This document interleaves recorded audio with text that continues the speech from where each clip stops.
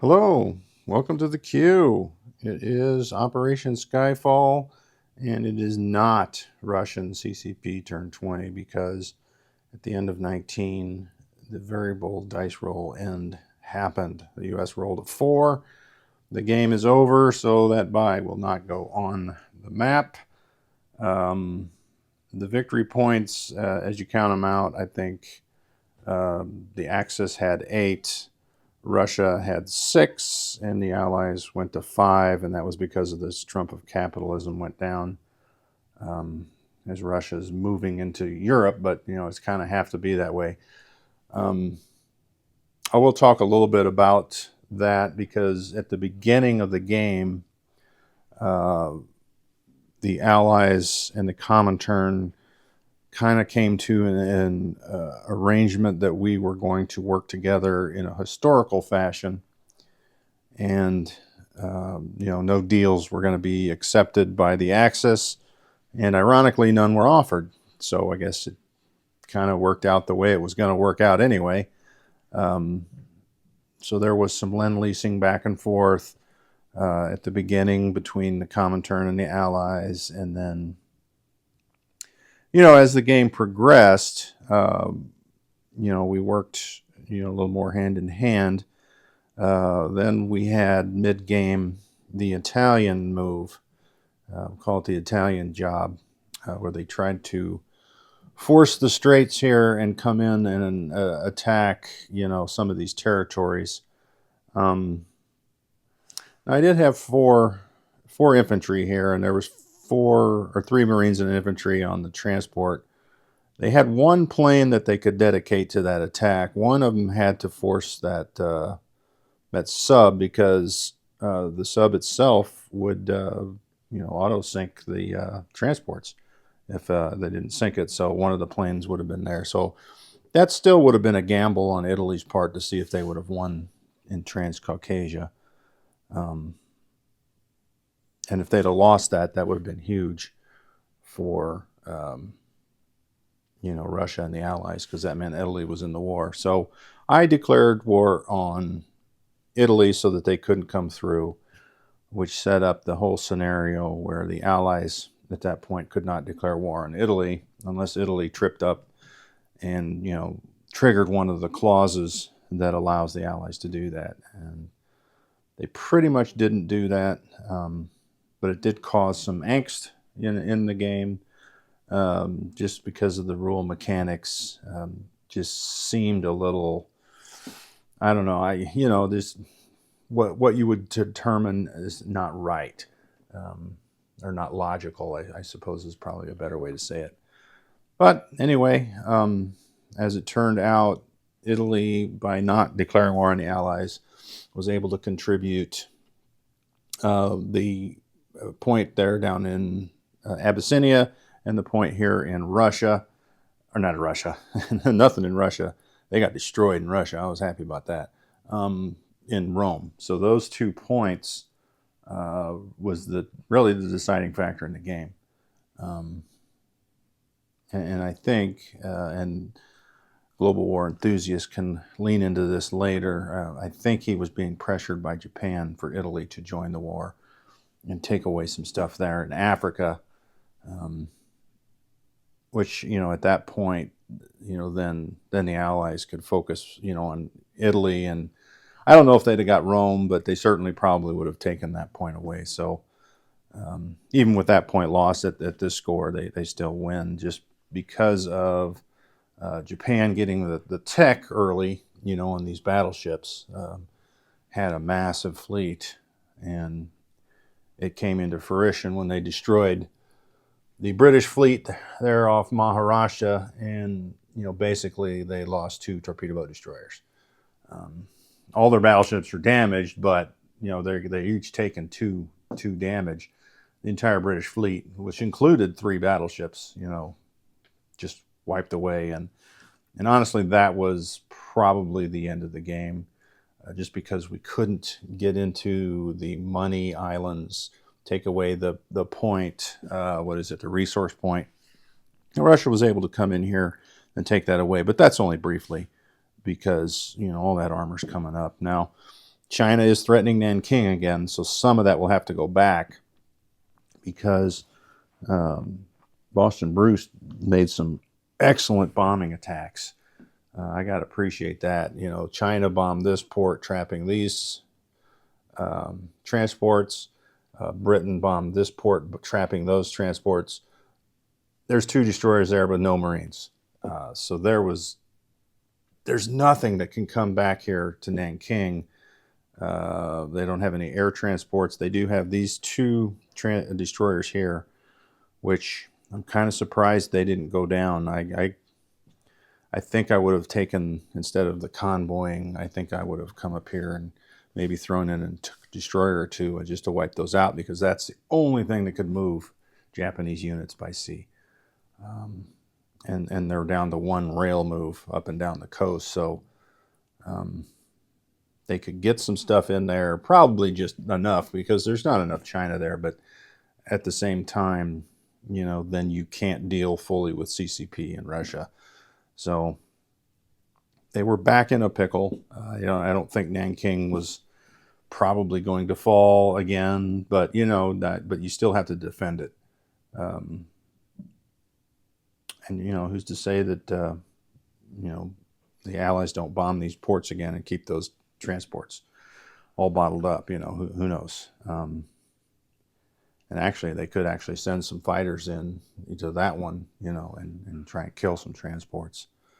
Or I guess for that matter, Russia could come in and try and, although I was going to bomb the factory here in Rihe. So we did have a joint bombing campaign set up here in Rihe, which I thought would have been pretty nice, but, you know, I didn't get my turn in. But, you know, for grins, let's just see if that anti-aircraft would have shot down that bomber. So I get 1 D6 for damage, and this would be my anti-aircraft. I would have survived, but I only did 1 damage. Is that a 1 or a 6? Yeah, it's a 1. So, but one's not enough because he has improved construction. So minor factories get to slough off 1 damage. So that would have been no damage. That would have sucked. You know, but you know, I didn't get shot down. I'm happy about that. So we'll just stick with that. So as far as what Russia had in mind here on this next turn, we were railing this factory in Kursk. Originally, I was thinking of Moscow, but the Allies are coming up here in Norway, could threaten, come into these walk-ons. So I might need the factory in Moscow just to get units up here along with Leningrad, because I don't want to weaken Leningrad. So we were going to rail this major from Kursk right up here to the front line so that we could drop 8 units next turn to combat the assaulting armor. So I think we would have held this for next turn for sure, because they only have 2 armor that can come up there. There's no infantry to support them, no airborne. Really only 1 plane is on this carrier in that sea zone there. So I think we were in good shape here for a turn or 2. The CCP was going to slide back into Singhai to come back into their normal territory, because I'm sure they weren't going to defend that with Nanking and Manchuria to deal with. So we were going to bide our time and get back to our home country. Down here in Turkey, you know, obviously we had made a deal with the Allies. We were coming in here, you know, and that would be our 7th victory point. So that still doesn't get us into the lead, though. We're not taking anything away from the Axis. That's the problem. Russia has slowly kind of come up, but their tech, you know, if that tech, you know, by this point of the game, where's their tech? You know, these rockets and jets, I've been rolling since I started rolling tech. They should have been finished. So I should have had another victory point, but I don't. And sometimes that's how the game goes. So anyway, the deal was we were going to do that, and depending on Germany's move here on this turn, most likely this large force here on this task force card, along with what else can reach, was going into Western Yugoslavia, you know, with all these units. And then the following turn, we were marching into there, into Rome. And hopefully with enough forces, because I'm sure Germany would start railing some infantry because there's a fort there. Um, so they would get one turn to rail in there before I would cut that off. And with all the mountains, Germany could get up there and maybe counterattack and weaken that. And maybe that's what they do. But then by then, the Allies have more turns to build to come back, because they have to take this wall point away and threaten, maybe, Paris because it's down to just a couple infantry. Well, I guess they got a stack here. They can move back. So anyway, that was the plan, and as we move forward, the Allies were going to come in behind us and clean up and get these points, and they can go into Austria or whatever to try and help get them that triumph of capitalism. Because as Russia, I still need them building here, and that even though that ties Russia up with the Allies, we're still in second place. So does it matter if you're second or third? Not really. I mean, we kind of had to bide our time and hope that the die roll would let us squash Germany and take some stuff from Japan because they are still making bank. That's the one painful thing, and probably I'm going to say the reason for the Axis success in this game was Japan just. They never really were punished anywhere. They got to do whatever they want, and they were successful on their big attacks when it mattered.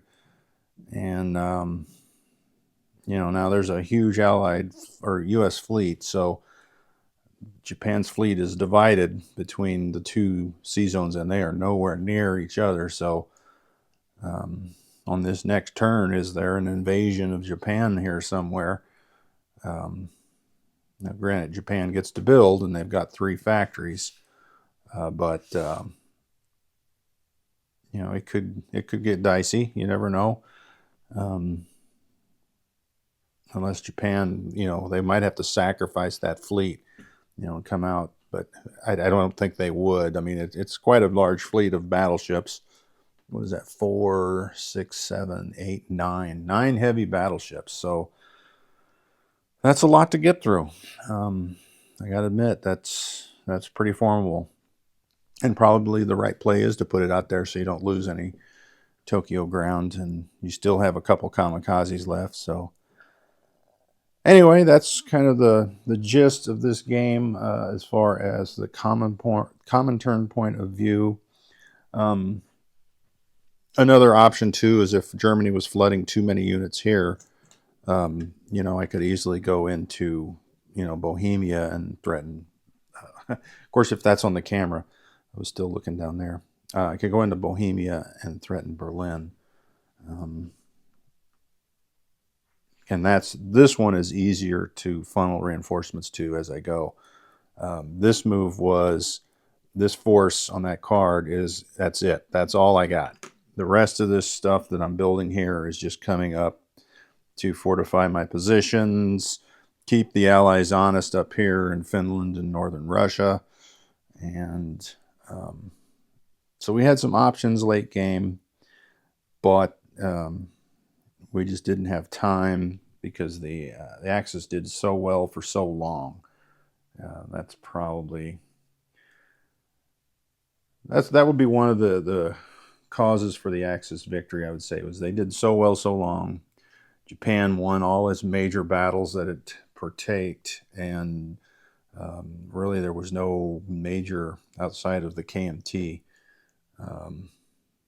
Russia took a beating from Japan and just was able to survive and then come back. So, and then thirdly would be the Italy not being able to be attacked by the Allies.